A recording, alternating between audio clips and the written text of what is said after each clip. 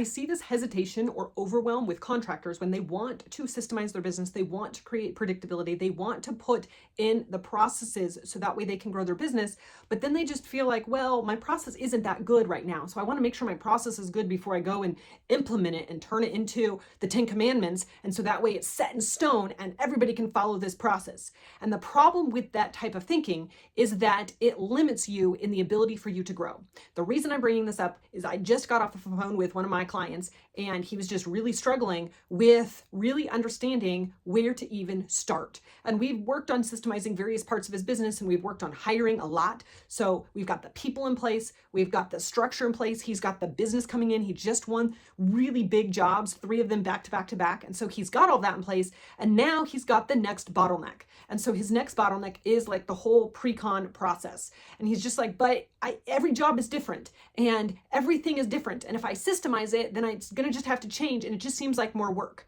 And so this is why I'm doing this video, which is why you need to watch this video so you can understand what I told him and how he's actually going to be able to get past this point and to be able to grow. And the reason I know this is because I've done this with all the contractors I've worked with, where they've been stuck on the jobs, they've been stuck in the processes, they've been stuck doing the admin work. We put in this process and they've been able to get off the tools and drastically grow their business faster than they've ever thought even possible, because now they have a predictable system. So the bottom line is this: when you have the thinking that you've got this system and it's muddy, it's chaos, it's all craziness, and you have this ball of mud, you think, well, I've got this other thing of mud, and when this process happens, I'm just going to add more mud to it. So why clear up the mud if I'm just going to keep getting it muddy? It just seems like more work. And so this is what I told him. I said, okay, your thinking is that you have mud, and when you mix them together, you're going to create more mud, but you already have mud, so why even try? The thing is that when you create clarity here, it actually affects everything else in your business, and you can unmuddy everything else in your business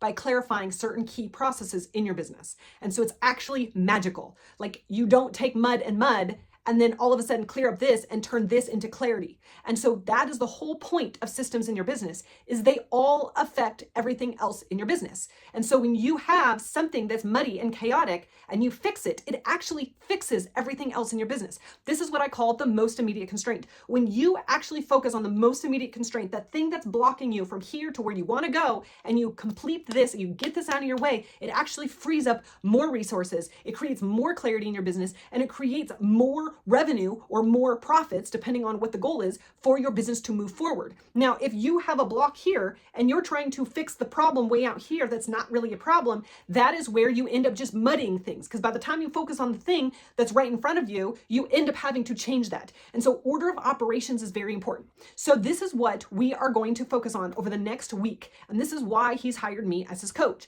is we are going to take this pre-con process, and I'm going to strategically prompt him and ask him what his current process is.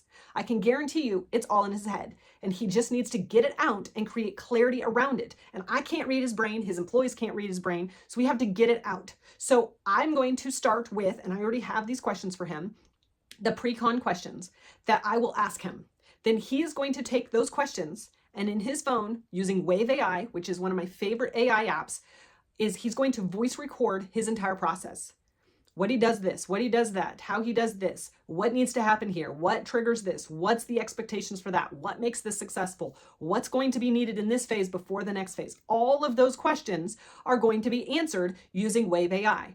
Then he's going to send me the transcript. So he doesn't have to format it all fancy. He doesn't have to go through and make it look like a beautiful SOP that his employees are going to read, because we're not there yet. That's literally not the process yet.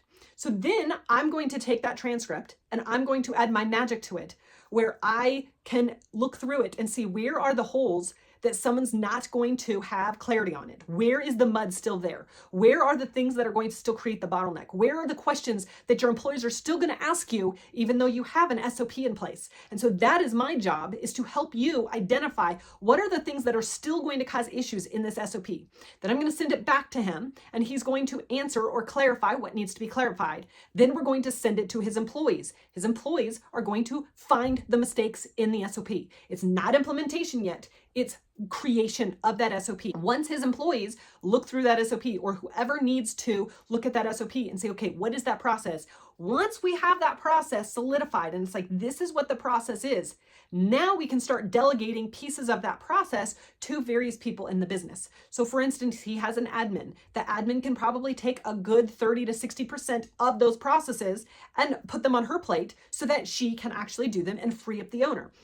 Some of those processes could be done by the project manager. Some of those could be done by the superintendent, depending on which process we are talking about and who's involved. And so once we have this process, it's kind of like when you're doing a puzzle and you've got most of the puzzle pieces in and you can see the picture and it's a clear picture. And you've got the puzzle done and somebody goes, okay, I have this piece that's green and it needs to go somewhere over here. And it's like, oh, it goes right here. That's where that puzzle piece goes. But if we don't start with the overarching strategy and the overarching process of how things are being done, if we go too micro too fast, what ends up happening is that we end up having all these puzzle pieces that are just scattered and they have nowhere to be put. And so then it's like, well, where do I put this puzzle piece? And then guess what? That's being asked to you as the owner of what to do with this puzzle piece. And now you've got people coming to you all the time and you're constantly putting out fires because you're the only one who has the master plan, the puzzle piece or the puzzle picture in their minds. And so when you actually get that puzzle on paper and we can see what it looks like and we go, okay, what puzzle pieces are we missing? What black holes do we have? Where is it muddy? Where are we going to ask questions? Where are we going to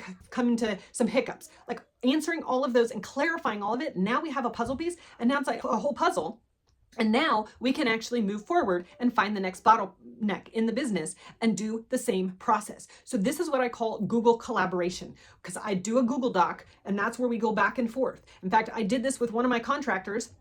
He was stuck on the job sites all the time. He had 3 project managers and he was still stuck on the job sites all the time. Every day he was constantly like, oh, I'm on my way to this job. Oh, I'm on the way to this job, because he had to put out fires and fix problems and figure out everything on his own.